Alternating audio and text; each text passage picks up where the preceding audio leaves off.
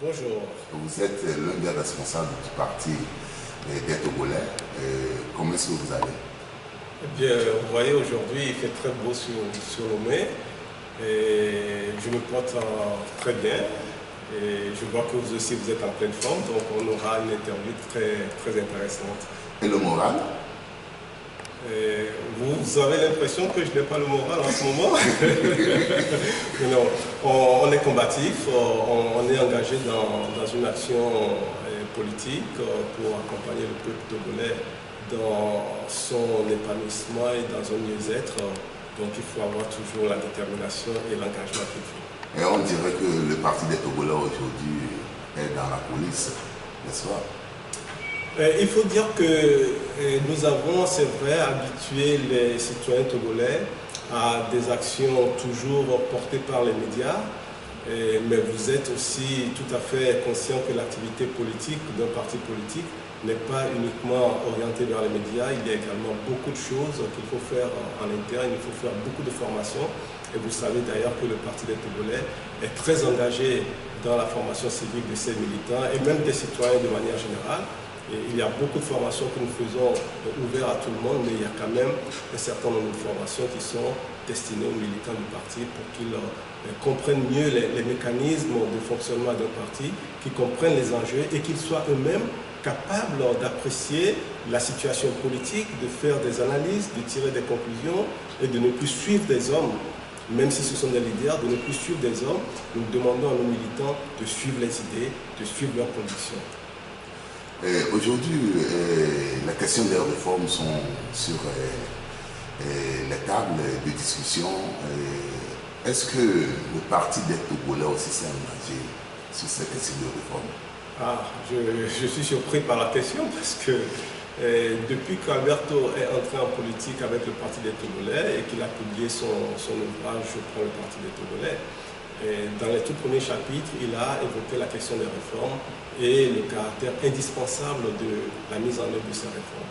Donc bien sûr, on ne peut pas au Togo être acteur politique, aspirer à un renouvellement de l'environnement politique, à une amélioration de l'environnement politique, sans se pencher sérieusement, mais très sérieusement, sur la question des réformes. C'est le nœud gardien. Vous savez, ce régime, depuis ces 10 dernières années, je ne veux même pas aller plus loin, mais depuis ces 10 dernières années, eh bien, on est allé de déception en déception, d'espoir perdu en espoir perdu, et Dieu seul sait que les opportunités n'ont pas manqué.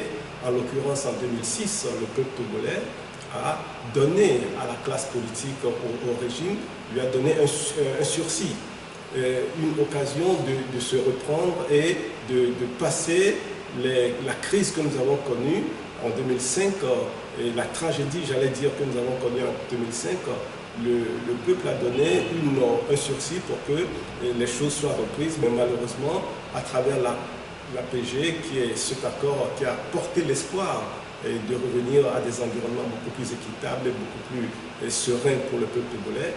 Malheureusement, 10 ans après, on constate que c'est beaucoup plus de dilatoire et rien de fondamental n'a été mis en œuvre.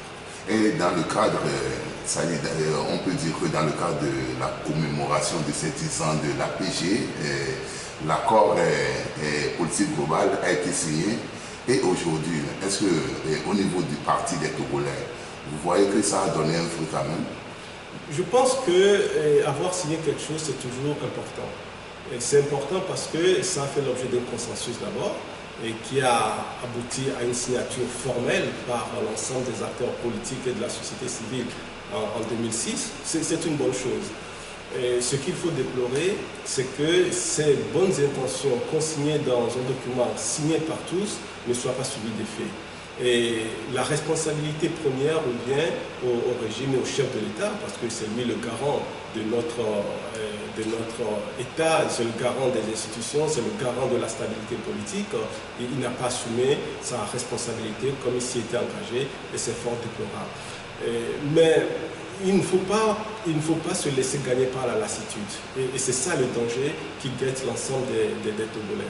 C'est vrai que cette lutte prend du temps, elle est laborieuse, elle est pénible, mais nous n'avons pas d'autre choix que de garder la détermination, que de garder la conviction qu'un jour nous allons y arriver. Et il faut savoir que ce type de lutte est toujours sujet à des écueils, et ceux qui sont en place, le régime ne fait rien pour que les choses s'améliorent parce qu'ils y tirent toute leur substance, tous leurs intérêts sont inscrits dans cet environnement malsain et de manque d'équité. Et bien, il revient à nous, acteurs de l'opposition et tous les citoyens d'ailleurs, de prendre le sens de la responsabilité de chacun. Vous savez, beaucoup de nos concitoyens sont découragés. Et ils n'ont plus l'espoir, mais nous devons leur dire que chaque citoyen togolais doit être acteur de sa propre espérance. Et d'ailleurs, notre hymne national nous le dit, et nous devons être artisans nous-mêmes de notre bonheur. Et pour cela, il ne faut pas être découragé. Il faut reprendre courage, il faut reprendre la lutte et il faut s'engager en tant que citoyen ou dans les partis politiques pour que le peuple également joue sa partition. Et quand on dit le peuple joue sa partition, pour nous, qu'est-ce que c'est? C'est que le peuple prenne conscience de sa capacité à influencer son propre quotidien à travers l'influence qu'il peut porter sur l'action politique, sur les dirigeants, pour que les dirigeants sachent que le peuple devient toujours le détenteur du pouvoir suprême. Mais aujourd'hui, vous avez dit tout à l'heure que le peuple est découragé. Et quand le peuple est découragé, qu'est-ce que le parti des Togolais aujourd'hui propose? Mais c'est ce que nous faisons à travers nos formations. C'est d'abord la sensibilisation. Et le découragement vient de quoi? D'une part, du fait que notre peuple a souvent suivi des personnes. Nous, au Parti des Togolais, nous demandons à nos militants, nous demandons aux citoyens de ne plus suivre des hommes, mais de suivre les idées, de suivre les engagements. Ça, c'est une première chose. Deuxième chose, c'est également d'éclairer les jeunes sur la chose publique. C'est de leur donner les instruments qui leur permettront eux-mêmes de faire leurs propres analyses, de comprendre les enjeux. Et quels sont ces instruments? Mais les instruments, c'est ce que je suis en train d'expliquer, c'est de leur donner les fondements des concepts. Il faut qu'ils comprennent ce que c'est que la démocratie, ce que c'est que les mécanismes qui conduisent à l'appropriation du pouvoir. Il faut qu'ils sachent ce que c'est qu'une décentralisation, ce que c'est que les élections locales. Tous ces concepts-là sont des choses nouvelles pour nos jeunes, pour nos communautés. Il faut les expliquer, il faut leur montrer comment eux-mêmes ils peuvent influencer l'évolution de ces choses-là.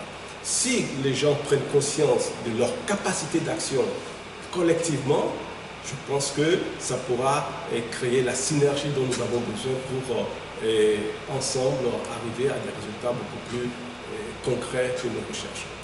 Mais 10 ans de l'APG, est-ce que le Parti togolais est déjà prêt pour collaborer avec les autres partis politiques côté de l'opposition? Mais je crois que le Parti des Togolais, qui est un jeune parti, nous sommes une jeune formation, on a à peine 2 ans sur l'échiquier politique togolais, et le Parti des Togolais n'a aucun passif avec personne. Nous parlons avec tout le monde, nous sommes en relation permanente avec tout le monde, et donc je pense que les efforts sont en cours et chaque acteur aujourd'hui est conscient des limites de sa propre structure et la nécessité de créer des synergies pour avancer ensemble et atteindre les objectifs. Donc, je crois qu'il n'y a pas d'autres options immédiates et efficaces que de faire la mutualisation des ressources, de travailler ensemble et de mener des actions communes. Le Parti des Togolais est bien entendu engagé dans cette dynamique. Est-ce que vous avez quand même avisé le parti au pouvoir, ceux qui gouvernent aujourd'hui, sur cette concept? C'est-à-dire, aujourd'hui, ça fait 10 ans que l'accord politique global a été signé. Et les signataires de cet accord sont là, mais le Parti des Togolais ne fait pas partie. Et aujourd'hui, est-ce que vous visez quand même à dire quelque chose, ou bien envoyer une lettre, ou bien courir au président de la République pour lui dire de faire ceci, de faire cela? Parce que ça fait 10 ans, on va entendre encore que ça fait 20 ans d'abord, avant que le Parti des Togolais réalise. Non, je pense que ça n'est plus en adressant une correspondance à qui que ce soit que les choses vont se faire. Et si l'on avait la volonté de mettre en œuvre les accords politiques globaux, il y a eu 10 ans écoulés, 11 ans maintenant qui s'engagent, 10 ans passés, et il y avait largement le temps de le faire. Et si ça n'est pas fait, ça veut dire qu'il n'y a pas la volonté politique. Donc, ce n'est pas en adressant une correspondance à qui que ce soit que du jour au lendemain, la personne prendra conscience pour réaliser des choses. Et il nous a manqué dans l'opposition un instrument coercitif sérieux qui puisse contraindre le régime à respecter ses engagements. Et nous n'avions pas eu en main, comme il se doit, cet instrument coercitif. Eh bien, du résultat des courses, le régime fait ce qu'il a envie de faire. Aujourd'hui, nous avons tous conscience, et c'est ce que je soulignais tout à l'heure, nous avons tous conscience que chaque parti de l'opposition doit apporter sa contribution dans un panier commun d'action. Et je pense que cette idée aujourd'hui fait son petit bonhomme de chemin et vous verrez, j'espère en tout cas c'est la volonté du Parti des Togolais que à terme on puisse conjuguer nos efforts et sortir du schéma électoral mais s'engager à se battre pour avoir un environnement sain, un environnement équitable, un environnement qui permette à chacun maintenant d'exprimer sa capacité sur le terrain sans entrave, sans déséquilibre et sans bénéfice exagéré pour le parti au pouvoir. Et quel est votre point de vue aujourd'hui sur la PBBH que beaucoup nombre de partis ont participé, ont discuté également sur la question des réformes? Bon, écoutez... Et tout d'abord aussi le Parti des Togolais n'y était pas.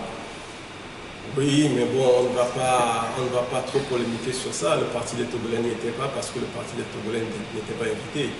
C'est aussi simple que ça. Mais ceci dit, je pense que à la veille de cet atelier, le Parti des Togolais a sorti un communiqué pour indiquer ce qu'il attendait de cet atelier. Et ce qu'on attendait, d'abord, c'est que le HCRON reste dans le cadre des prérogatives qui sont les siennes, et comme défini par le décret qu'il a institué, et qu'il respecte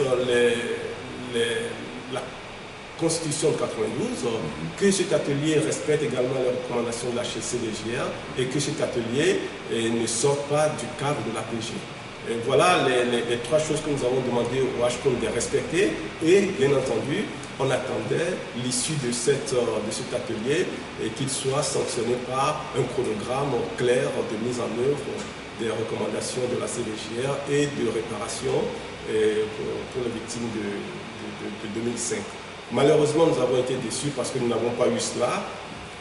Et ceci étant dit, je pense que les gens qui ont participé à cet atelier ont tous unanimement dit que les discussions se sont tenues dans un cadre ouvert, tout a été dit, et qu'ils sont sortis de là avec des consensus, notamment sur la mise en œuvre de l'APG, sur la limitation de mandat, sur le mode de scrutin à 2 tours, etc. Ce consensus-là, oui, c'est bien qu'il soit renouvelé, parce que nous avons entendu aussi dire par certains membres du régime, du parti au pouvoir, que l'APG était caduque. Donc, renouveler ce consensus n'était pas nécessairement une mauvaise chose. Mais je pense que ce n'est pas cela le fond de la chose. Le fond de ce que le peuple togolais attend, ben, c'est simplement qu'on mette en œuvre. Et pour mettre en œuvre, il n'y a pas 1000 chemins à entreprendre, il faut simplement aller à la réalisation de ces engagements. Voilà. Est-ce que, à votre point de vue aujourd'hui, le parti au pouvoir est prêt pour faire les réformes? Vous voyez, vous, des signes concrets, tangibles, qui induiraient qu'ils sont sur le point de faire les réformes aujourd'hui? Moi, je n'en vois pas. Je n'ai pas de calendrier, je n'ai pas de feuille de route, je n'ai pas d'engagement qui soit pris.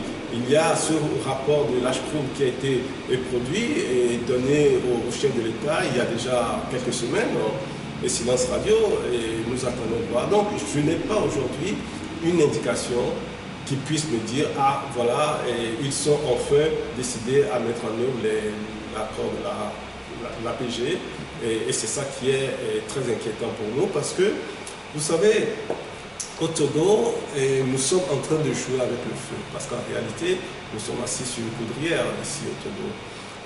Et il y a des facteurs qui sont des facteurs à risque avec lesquels nous sommes en train de vivre sans nous en rendre compte peut-être, ou alors en faisant la politique de l'autruche. Je vous en citerai 3.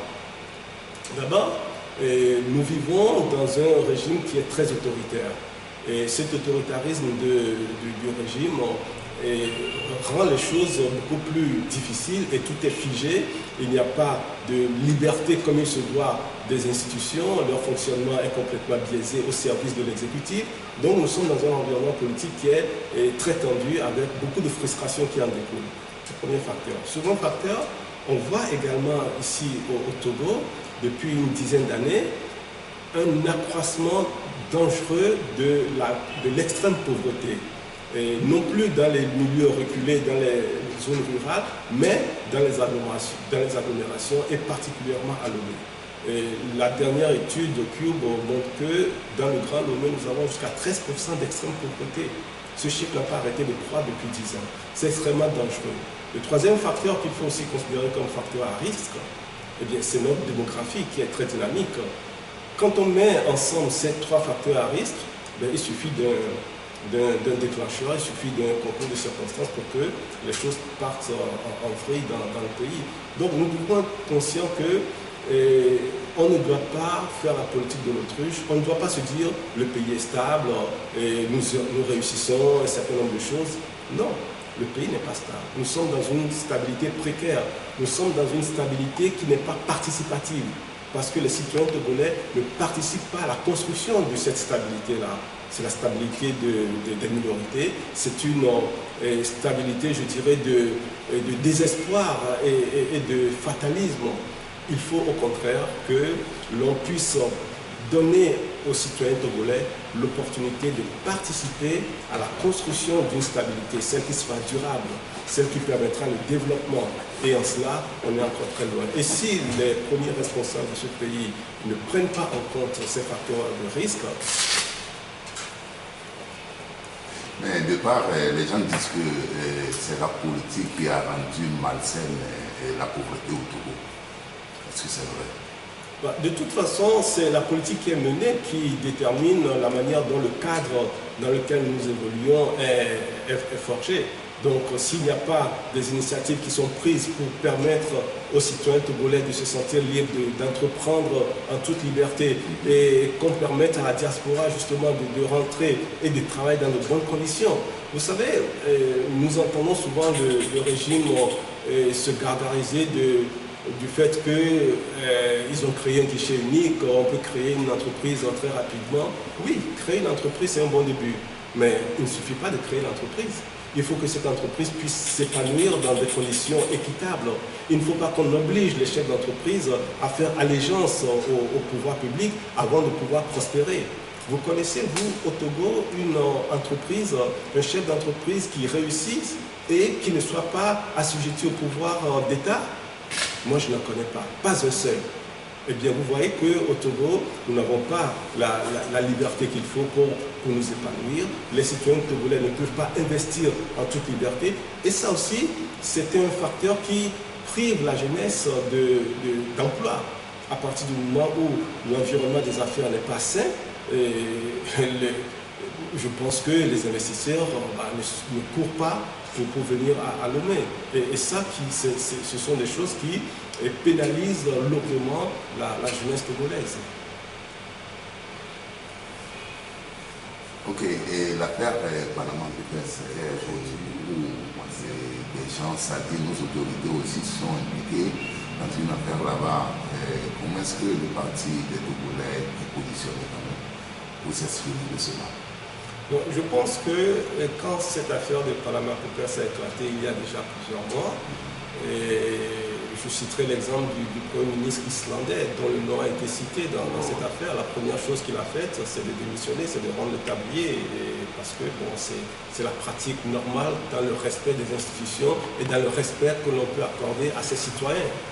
Au Togo, des personnalités sont citées, le Premier ministre est cité, et des ministres sont cités.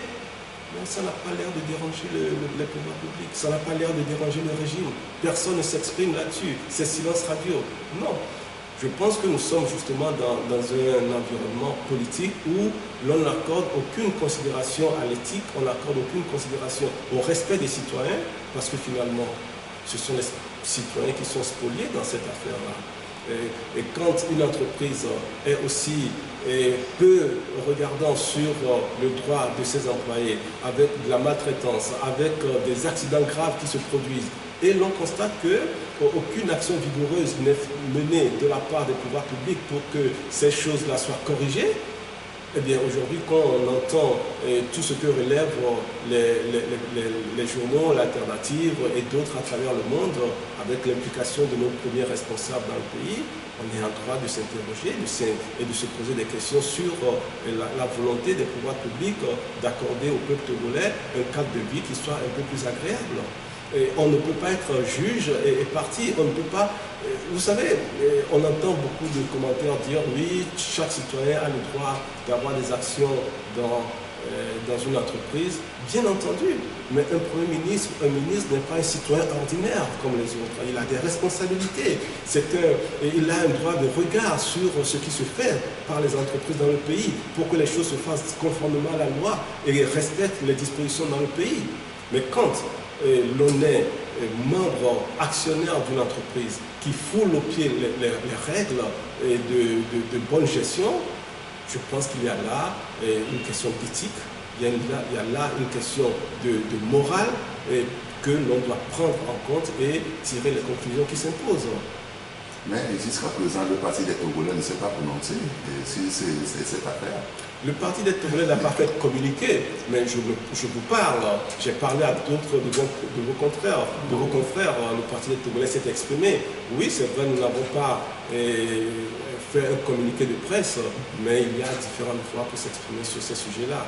Et le Parti des Togolais, comme je suis en train de vous l'indiquer, estime que quand on est engagé, quand on est cité, quand on est mis en cause dans un certain nombre de dossiers de ce type-là, quand on a une responsabilité publique, je pense que quelque part, il faut en tirer les conséquences.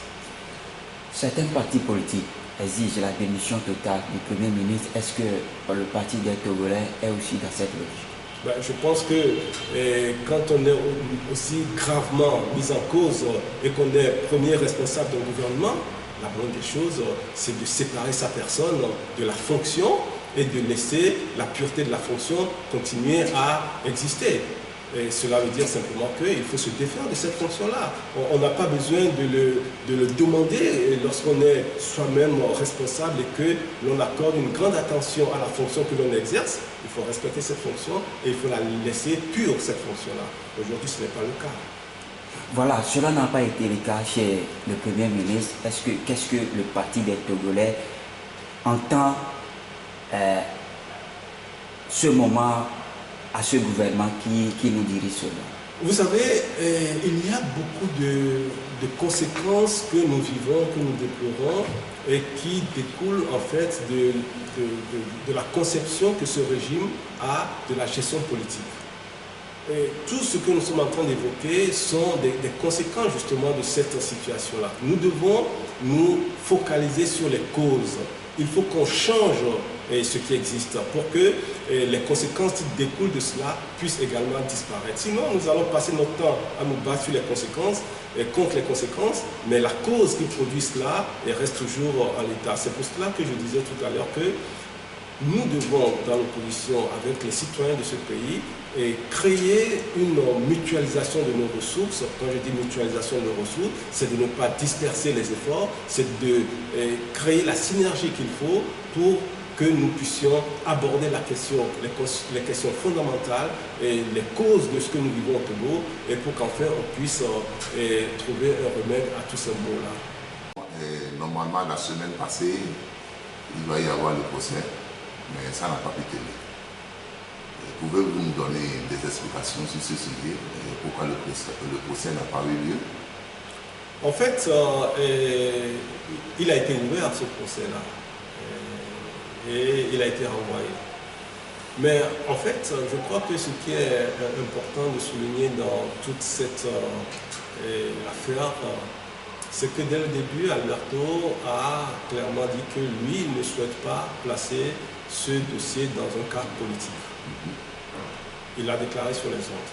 Parce que ce n'est pas parce qu'il est un acteur politique que si un partenaire se décide à porter plainte contre lui, systématiquement, il dira que c'est une affaire politique. Il n'a pas été engagé dans cette démarche-là, pour laisser la justice suivre son cours. Mais je crois que le Conseil, effectivement, a révélé qu'il y a eu de graves manipulations dans ce dossier. Et je pense que beaucoup de gens ont entendu parler de ce qui s'est passé. Le parquet avait requis un non-lieu définitif dans cette affaire-là, et réquisitoire que le Conseil a pu constater dans le dossier, a pu consulter. Et par la suite, il s'est rendu compte lors d'une autre consultation du dossier que ce réquisitoire définitif de non-lieu a disparu du dossier et a été remplacé par un autre. Très bien.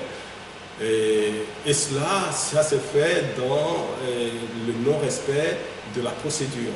Parce que quand bien même que le procureur puisse changer d'avis dans une procédure, et il y a des règles à suivre. Il faut que tous les réquisitoires qui ont été émis puissent être présents dans le dossier, mais on ne subtilise pas subrepticement un document et le remplacer par un autre, d'une part, et d'autre part, on ne fait pas de documents antidatés pour répondre à un certain nombre de contingences dont on ignore les aboutissements.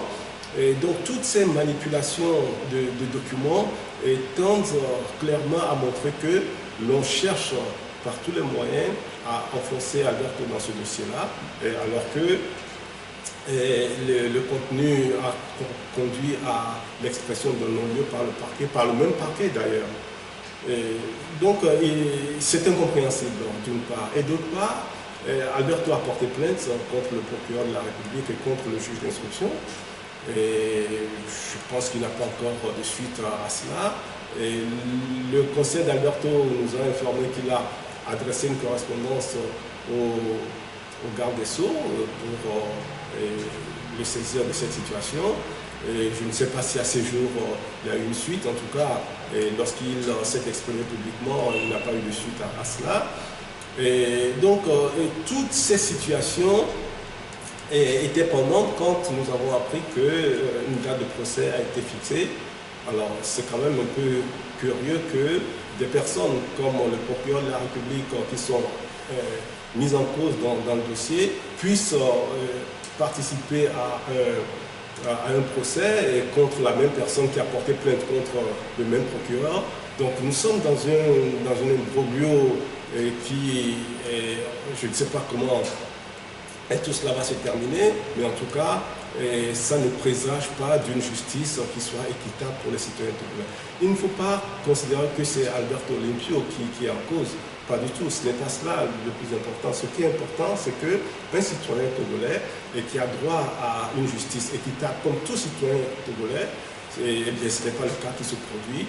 Et quand c'est comme ça, il faut se dresser contre l'arbitraire et contre l'injustice. Et le procès est reporté sur le 31 août prochain. C'est cela. Parce que M. Alberto Olympio serait à la caméra. Et Alberto ne s'est jamais soustrait à ses engagements. Et aujourd'hui, ce sur quoi il est en train de se battre, c'est que les règles soient équitables. C'est que son dossier soit traité de manière transparente et que les personnes qui sont mises en cause dans ce dossier, dans les manipulations, on puisse rétablir les choses. Et quand ce dossier a commencé, Alberto a toujours répondu aux appels du juge d'instruction.